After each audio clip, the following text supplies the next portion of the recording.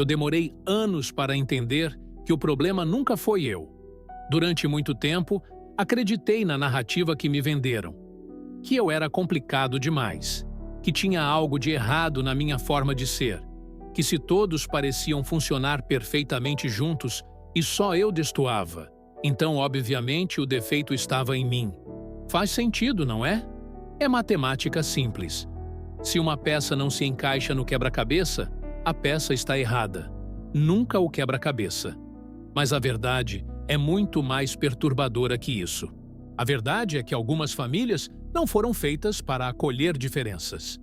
Elas foram construídas para manter uma imagem, para preservar um sistema, para proteger uma narrativa específica sobre quem eles são.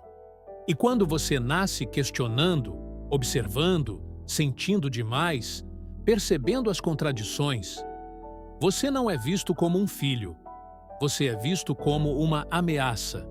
Eu era o único que questionava as regras da família. Não porque eu fosse rebelde, não porque eu quisesse causar problemas, mas porque as regras não faziam sentido e ninguém mais parecia notar isso. Ou pior, todos notavam e haviam escolhido fingir que não. Eles me chamavam de difícil.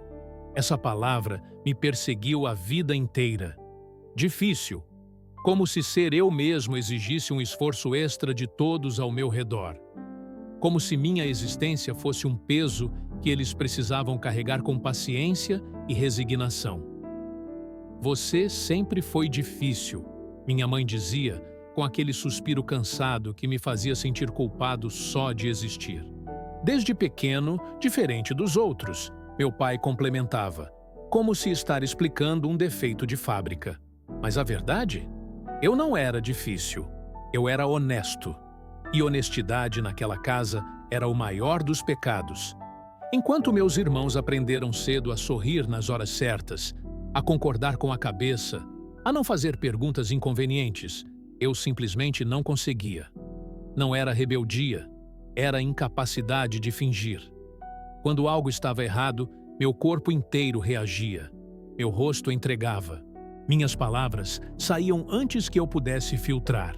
Diziam que eu não tinha tato, que eu era insensível, que eu não pensava antes de falar. Na verdade, eu era o único que ainda não tinha aprendido a mentir. As cenas que definiram minha infância nunca foram grandes. Não foram abusos gritantes. Foram pequenos momentos, repetidos tantas vezes que se tornaram a textura da minha existência. Como aquela vez aos 8 anos, quando perguntei por que a vovó tratava minha prima com tanto carinho e mal olhava para mim.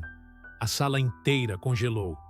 Minha mãe riu, aquele riso nervoso que precede a correção.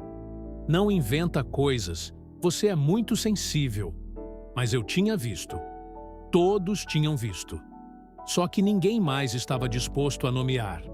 Ou aos 12 anos, quando meu pai contou uma história no jantar sobre como tinha enganado um cliente no trabalho. Ele ria, orgulhoso da própria esperteza. Eu fiz uma pergunta simples. Mas isso não é errado? O silêncio que se seguiu foi ensurdecedor.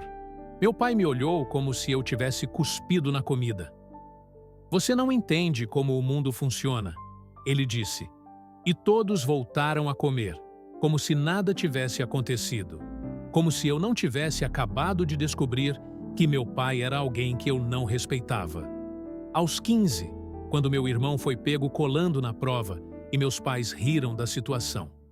Esperto, meu pai disse, bagunçando o cabelo dele. Quando eu tirei nota baixa por não ter estudado o suficiente, fui chamado de irresponsável. A hipocrisia era tão óbvia que chegava a doer fisicamente. Mas quando eu apontei, virei o chato, o problemático, o que não consegue deixar as coisas quietas. Eram sempre olhares. Aquele olhar da minha mãe, quando eu falava algo verdadeiro na frente de visitas. Um olhar que dizia, você está me envergonhando. Um olhar que me ensinava, vez após vez, que minha autenticidade era uma fonte de vergonha. Eram silêncios. Aqueles momentos em que todos riam de uma piada que eu não achava engraçada. porque a piada era sobre humilhar alguém. E quando eu não ria, o clima mudava. Ah, ele não tem senso de humor, alguém sempre dizia.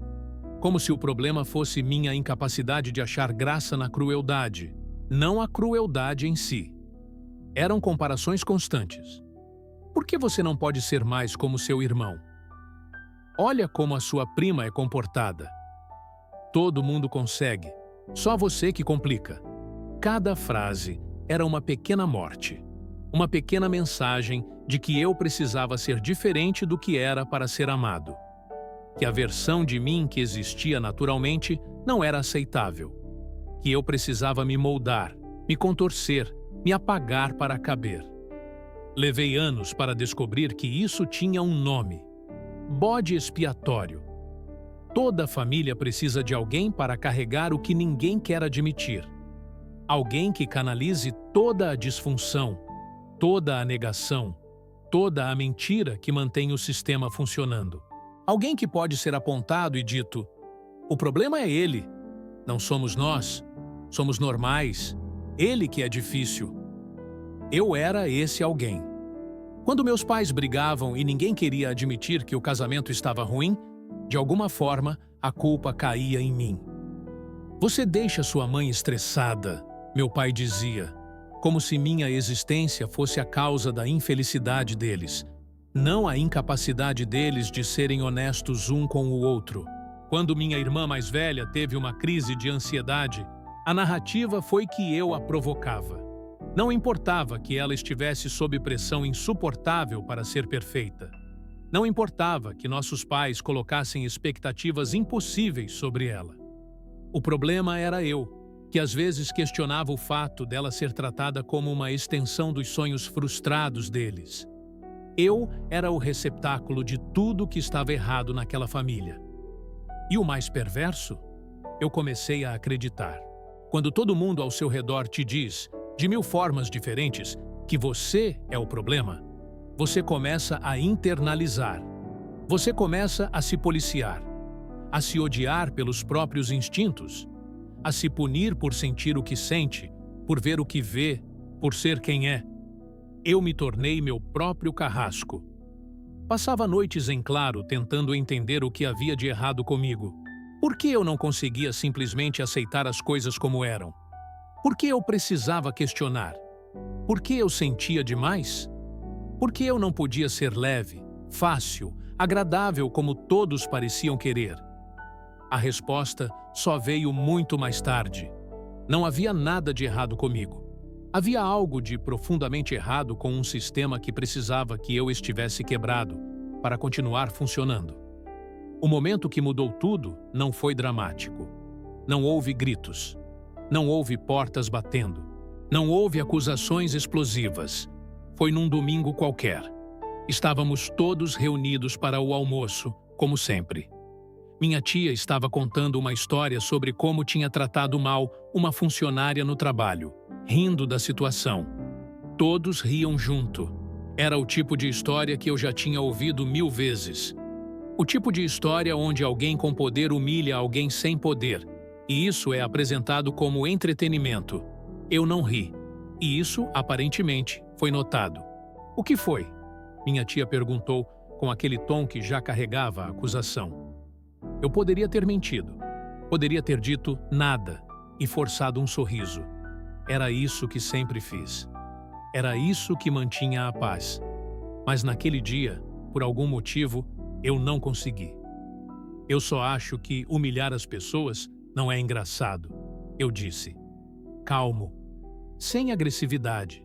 Era só uma observação. O silêncio que caiu sobre a mesa foi diferente de todos os outros silêncios que eu já tinha experimentado naquela casa. Era um silêncio pesado, denso, carregado de algo que eu não conseguia nomear na hora, mas que meu corpo reconheceu imediatamente como perigo. Minha mãe riu, aquele riso nervoso novamente. Ai, você sempre tão sério? É só uma história. É, minha tia disse, mas seu rosto tinha endurecido. Sempre tão sensível. Meu pai não disse nada, mas o olhar que me lançou foi claro. você acabou de atravessar uma linha. Eu tinha cometido o pecado imperdoável. Eu tinha me recusado a fingir. Não tinha gritado. Não tinha acusado ninguém. Não tinha feito um escândalo. Eu apenas tinha expressado, da forma mais neutra possível, que não achava engraçado. Eu tinha me recusado a ser cúmplice, e isso para eles era traição. Porque o sistema daquela família se sustentava numa única regra não dita. Todos fingimos que está tudo bem. Todos concordamos com a versão oficial da realidade. Todos rimos nas horas certas. Todos validamos uns aos outros. E eu tinha quebrado o pacto. Nos dias seguintes, percebi a mudança. Era sutil, mas inegável. As pessoas falavam comigo de forma diferente, mais fria, mais distante. Como se eu tivesse feito algo muito pior do que simplesmente não achar graça numa história cruel. Foi quando comecei a entender. Para eles, minha honestidade não era uma virtude, era uma agressão. A retaliação não veio em forma de confronto. Veio em forma de gelo. Nos almoços seguintes, as conversas fluíam naturalmente quando eu não estava presente. Mas, quando eu chegava, algo mudava. O tom baixava. As risadas diminuíam. Era como se minha presença sugasse o ar da sala. Comecei a notar que conversas eram interrompidas quando eu entrava. Não de forma óbvia. Não era como nos filmes, onde todo mundo para de falar abruptamente e olha para você. Era mais sutil. Uma frase deixada no ar. Um olhar trocado. Uma mudança quase imperceptível de assunto. Eu estava sendo excluído, mas de uma forma que não deixava rastros. Minha mãe parou de me perguntar como eu estava. Não foi uma decisão consciente dela, talvez. Foi gradual. Ela ainda perguntava para meus irmãos. Ainda demonstrava interesse genuíno pela vida deles. Mas comigo, as conversas se tornaram transacionais. Você vai jantar em casa? Você precisa de alguma coisa? Perguntas práticas, nunca emocionais. Meu pai simplesmente parou de me olhar nos olhos. Isso foi o que mais doeu. Ele ainda falava comigo quando necessário, mas seus olhos nunca encontravam os meus.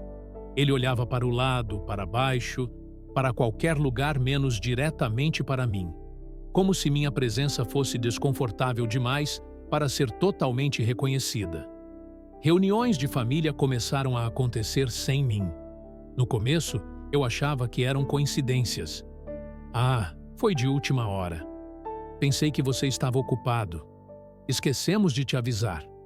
Mas acontecia com frequência demais para ser acidente. Eu vi as fotos depois, no grupo da família que eu ainda fazia parte, mas onde minhas mensagens eram cada vez mais ignoradas. Todos juntos, sorrindo, felizes. E eu não estava lá. O pior não era a exclusão em si. O pior era a negação. Porque quando eu tentava nomear o que estava acontecendo, quando eu tentava dizer, estou sentindo que vocês estão me afastando, a resposta era sempre a mesma. Você está sendo sensível demais. Você está imaginando coisas. Você sempre cria problemas onde não existem. Eles me faziam questionar minha própria percepção da realidade.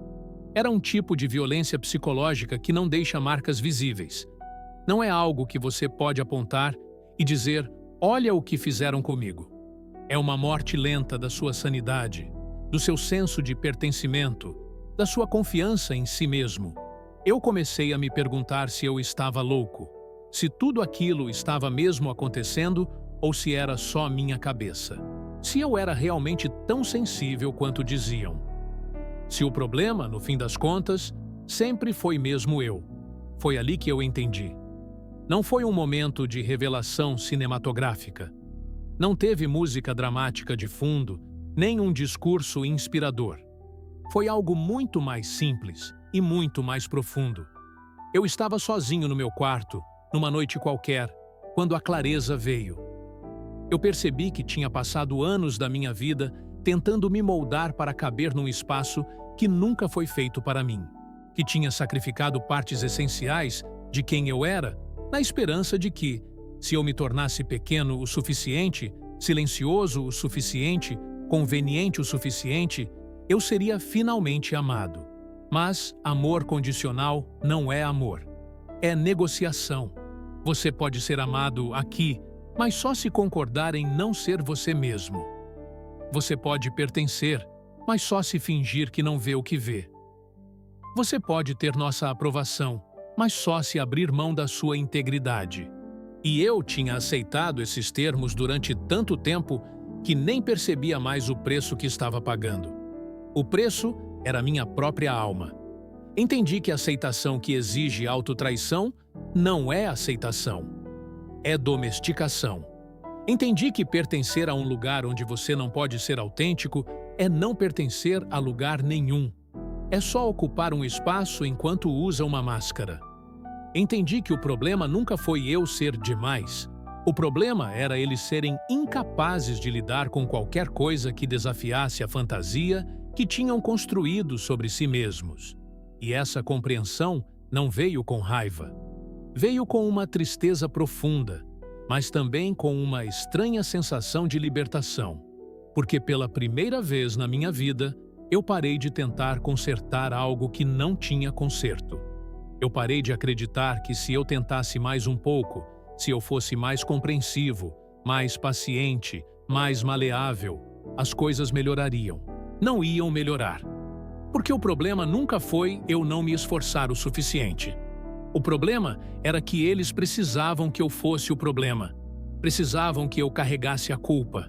Precisavam de um bode expiatório para que o resto da família pudesse manter a ilusão de normalidade. E eu não queria mais ser isso para eles. Não foi uma decisão de me vingar. Não foi raiva. Foi só cansaço. Cansaço de carregar um peso que nunca foi meu. Cansaço de me desculpar por existir. Cansaço de fingir que estava tudo bem quando nada estava. O que ninguém te conta sobre acordar é a solidão que vem depois. Quando você para de jogar o jogo, quando você para de performar o papel que te deram, quando você decide que prefere sua integridade à aprovação deles, você fica sozinho. Muito sozinho. Porque aquelas pessoas ainda existem na sua vida. Você ainda vê eles nas festas de fim de ano, nos aniversários, nos eventos familiares que você não consegue evitar completamente. Mas você não pertence mais.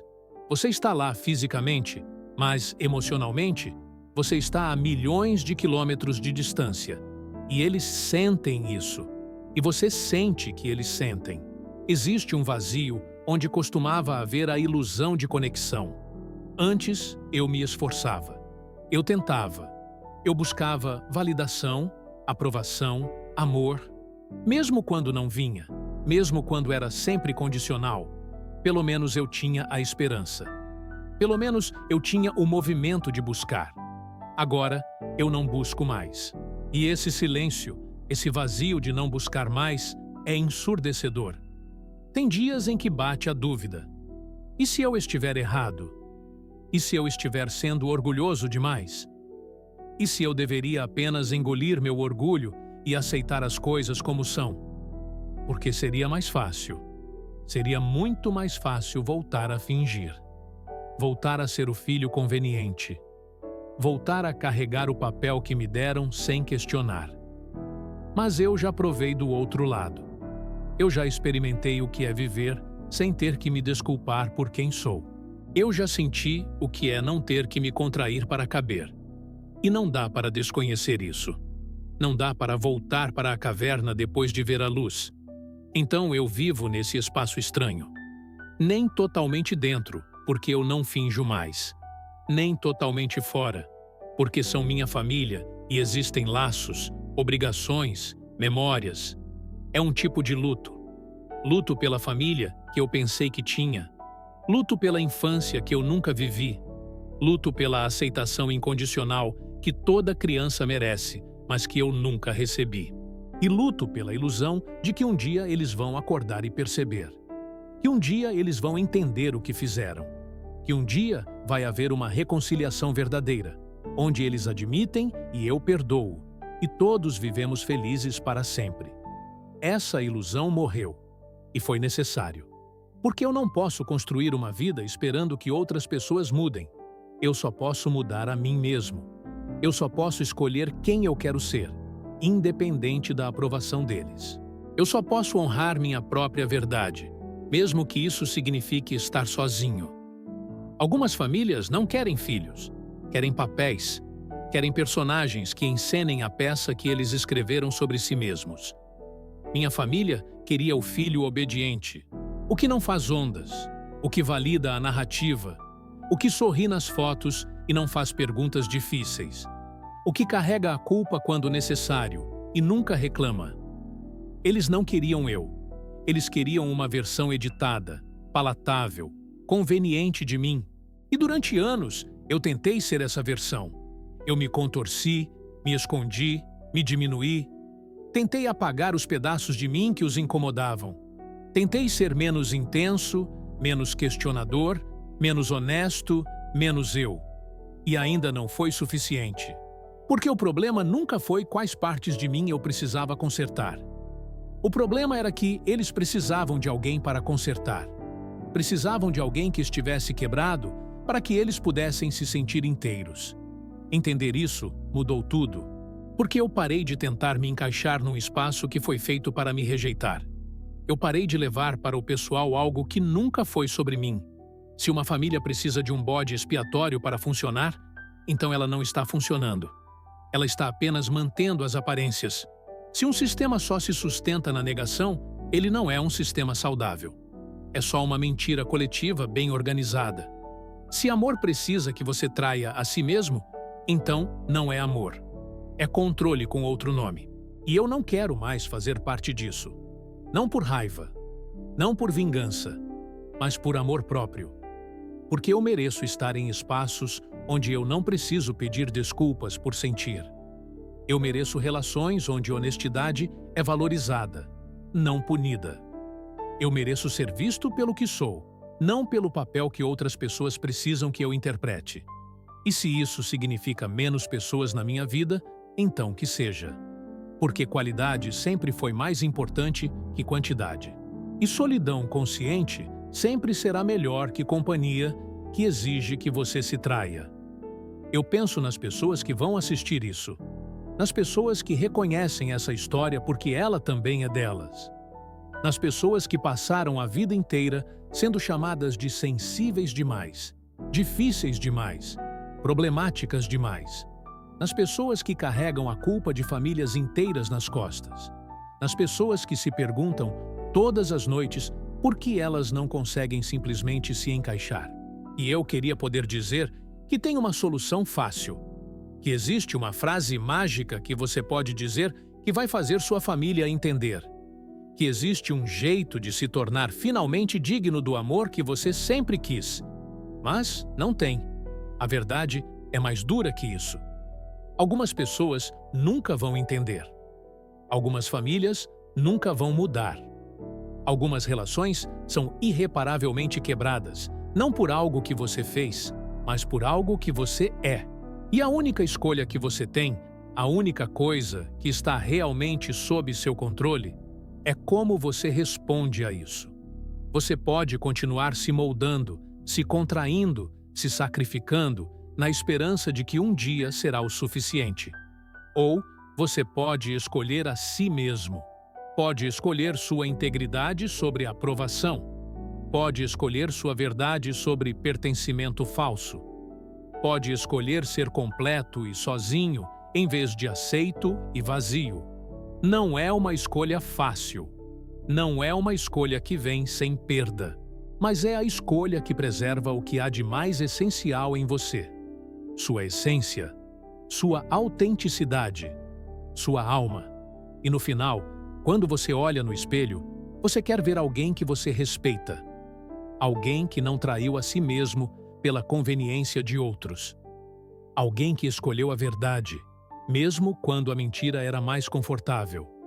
Alguém que decidiu que ser inteiro era mais importante que ser amado por pessoas que nunca realmente te conheceram. O problema nunca foi você. Foi nunca sobre você. Era sobre o que eles precisavam que você fosse para que eles não tivessem que olhar para si mesmos. E você não precisa mais carregar isso. Você pode colocar no chão. Você pode caminhar para longe. Você pode ser livre. E talvez, pela primeira vez, você pode descobrir quem você realmente é, quando não está tentando ser quem eles precisam que você seja. Talvez você descubra que sempre foi exatamente quem deveria ser. E que o problema nunca, nunca foi você.